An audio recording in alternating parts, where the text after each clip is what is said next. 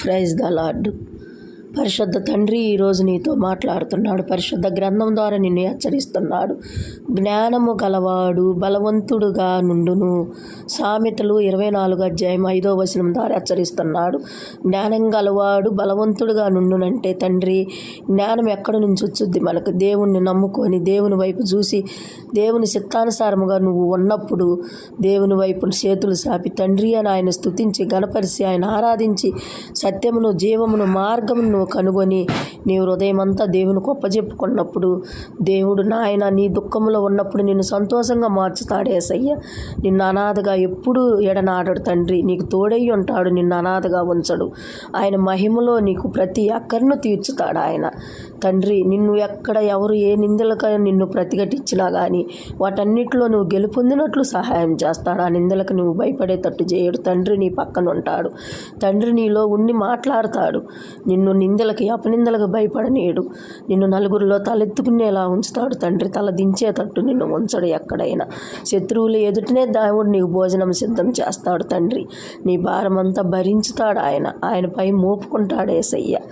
ఆయన దీన మనసుతోటి తండ్రి నా బిడ్డ నా వైపు చూడమ్మా, నా దగ్గరకు రామ్మా, తప్పి పావొద్దమ్మా, త్రోవ తప్పి చెడు మార్గం పావొద్దమ్మా, నా మార్గం మొదట ఇరుకుగా ఉన్న లోపల విశాలత ఉంటుందని దేవుడు హెచ్చరిస్తున్నాడు. నువ్వు దీన మనసుతోటి దేవుడు అడిగినప్పుడు నీవు కూడా ఇరిగి నలిగిన హృదయముతోటి తండ్రి నా ప్రాణమంతా నీకే ఒప్పజెప్పుకుంటున్నానయ్యా, ఎల్లప్పుడూ నీలోనే నేను ఉంటానయ్యా అని నువ్వు తండ్రిని అడిగినప్పుడు నీ కార్యం తీరుస్తాడు. తండ్రి నిన్ను జ్ఞానవంతురాలుగా తండ్రి ఏర్పరుస్తాడు. అది మన వల్ల అయితే సాధ్యమైనది కాదు.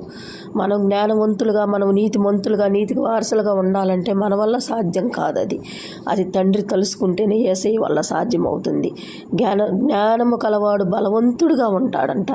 ఆ జ్ఞానం మనలోకి వచ్చి మనం బలవంతులుగా మనం బలహీనులుగా ఉండకుండా ఎక్కడికి వెళ్ళినా మనము జయం పొంది మనం బలంగా స్ట్రాంగ్గా మనం నిలబడాలంటే మన మాట ద్వారా కానీ మన కాళ్ళ ద్వారా కానీ నడకలో కానీ ప్రతి విషయంలో మనం స్ట్రాంగ్గా బలంగా ఉండాలంటే మనం దేవుని వైపు చూడాలి. అప్పుడు దేవుడే మనకు జ్ఞానమునిస్తాడు.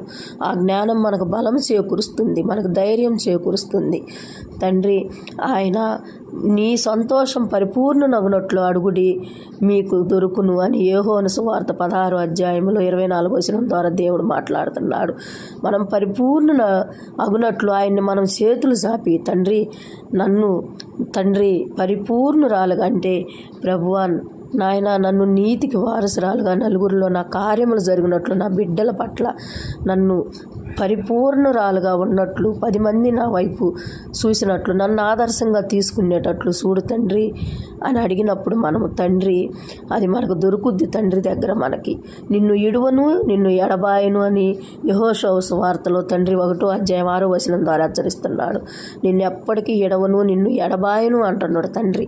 మనం దేవుని నమ్ముకొని దేవుని బిడ్డలుగా ఉన్నప్పుడు తండ్రి ఎప్పుడు మనల్ని విడువడు ఎడబాయడు. తండ్రి మనకి కష్టంలో నష్టంలో బంధువులైన చుట్టాలైన అందరూ మనల్ని వదిలేసిన తండ్రి మాత్రం ఎప్పుడూ నీ కుడి భుజం వలె ఉంటాడు.